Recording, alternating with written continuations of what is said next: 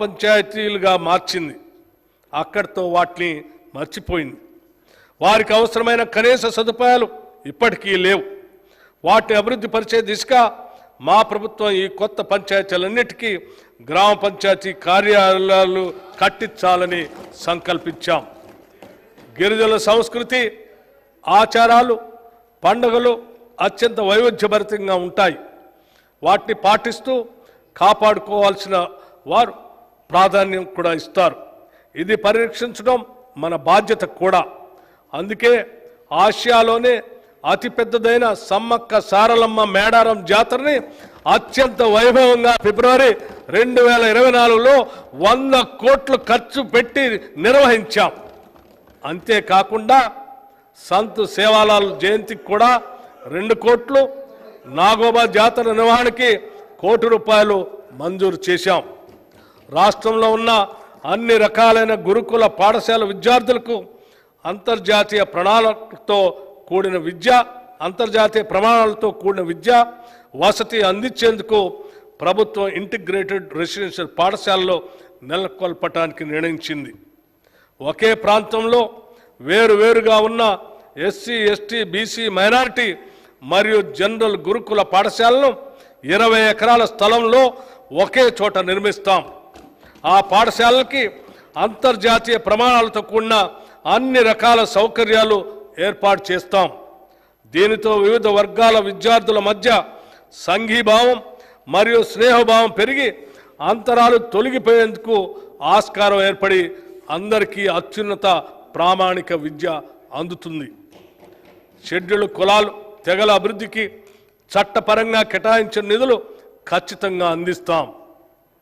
ఆ నిధులు వేరే ఎటువంటి పథకాలకు మళ్లించకుండా 100% షెడ్యూల్డ్ కులాలు, తెగల కోసమే ఉపయోగిస్తాం. ఎస్సీ సంక్షేమం, ఎస్సీ ఎస్డిఎఫ్ కొరకు ఈ బడ్జెట్లో 33,124 కోట్ల రూపాయలు మరియు ఎస్టీ సంక్షేమం, ఎస్టీ ఎస్డిఎఫ్ కొరకు ఈ బడ్జెట్లో 17,056 కోట్ల రూపాయలు ప్రతిపాదిస్తున్నాం. మైనార్టీ సంక్షేమం, మైనార్టీ వర్గాల హక్కుల పరిరక్షణ, అభివృద్ధితోనే రాష్ట్ర సమగ్రాభివృద్ధి సాధ్యం. దాన్ని గుర్తించిన మా ప్రభుత్వం మైనార్టీల సంక్షేమం కొరకు పలు చర్యలు చేపట్టింది.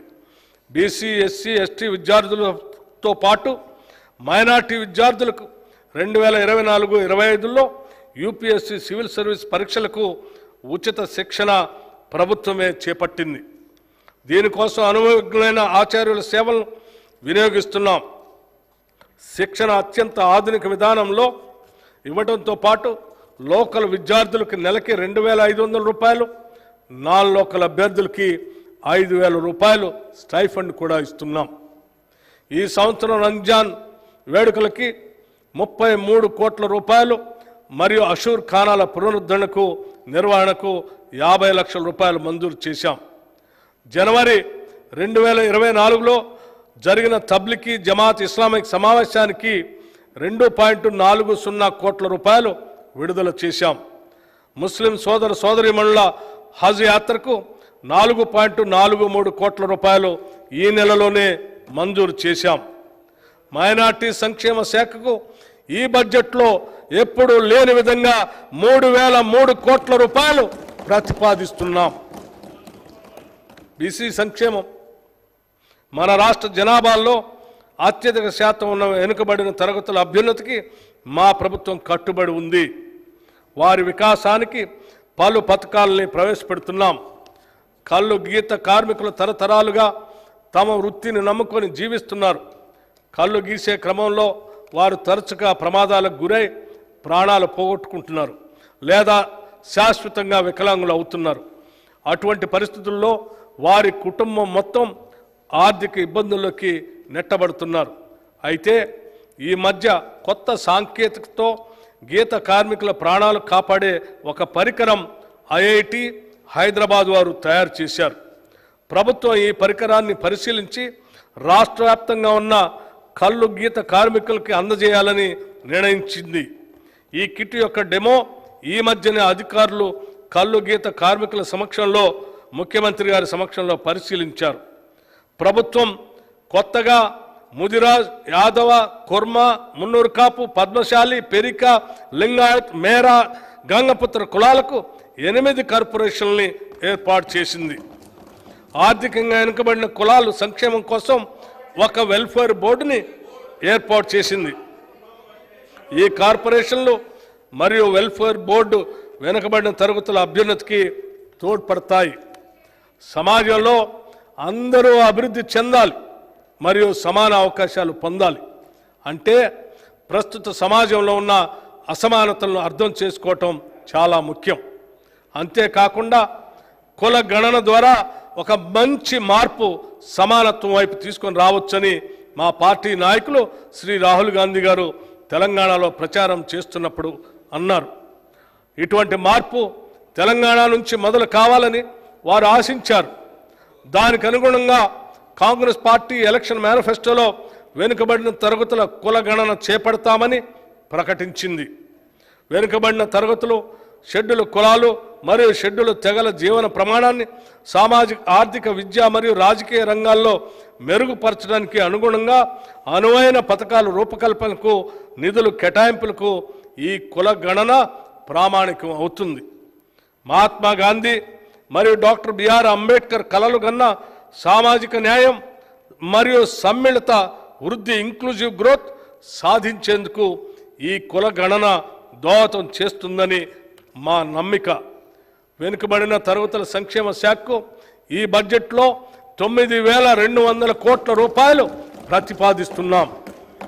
వైద్య ఆరోగ్యం, ప్రస్తుత ప్రభుత్వ వైద్య వ్యవస్థ ప్రజా అవసరాలకు ఏమాత్రం సరిపోవటం లేదు. పైపెచ్చు ఈ రంగం చాలా నిర్లక్ష్యానికి గురైంది. ప్రకటనలకే పరిమితమైన గత ప్రభుత్వం కనీసం ఈ రంగంలో పనిచేసే డాక్టర్లు, నర్సులు మరియు ఇతర ప్రభుత్వ కాంట్రాక్టు ఉద్యోగులకి సకాలంలో జీతాలు కూడా చెల్లించలేదు. ఉస్మానియా ఆసుపత్రులు లాంటి ఘన చరిత్ర కలిగిన సంస్థను కూడా పూర్తిగా నిర్లక్ష్యం చేసింది. కొత్త మెడికల్ కాలేజీలు సాధించుకొచ్చాం అని చెప్పటం తప్ప వాటికి కావలసిన వనరులు, వసతులు ఏమీ కల్పించలేదు. మా ప్రభుత్వం వైద్య ఆరోగ్య రంగం బలోపేతం చేసే దిశగా దానిలో పనిచేసే ఉద్యోగులందరికీ ధైర్యం కల్పించేలాగా వారి వేతన బకాయిలన్నీ విడుదల చేశాం. ముందు కూడా వారికి ప్రతి నెల సకాలంలో జీతాలు అందించి వారి పూర్తి సామర్థ్యాన్ని ప్రజాసేవకే వినియోగించేలాగా ప్రోత్సహిస్తాం.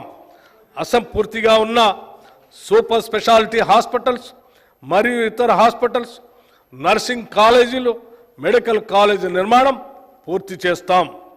కొత్త మెడికల్ కాలేజీలకి అవసరమైన బోధనేతర సిబ్బందిని మంజూరు చేశాం. మా ప్రభుత్వం ఏర్పడిన వెంటనే 6,956 మంది నర్సులకి నియామక ఉత్తర్వులు కూడా ఇచ్చాం. ప్రజలందరికీ సకాలంలో నాణ్యమైన ఆరోగ్య సేవలు సమర్థవంతంగా అందించాలన్న లక్ష్యంతో తెలంగాణ ప్రభుత్వం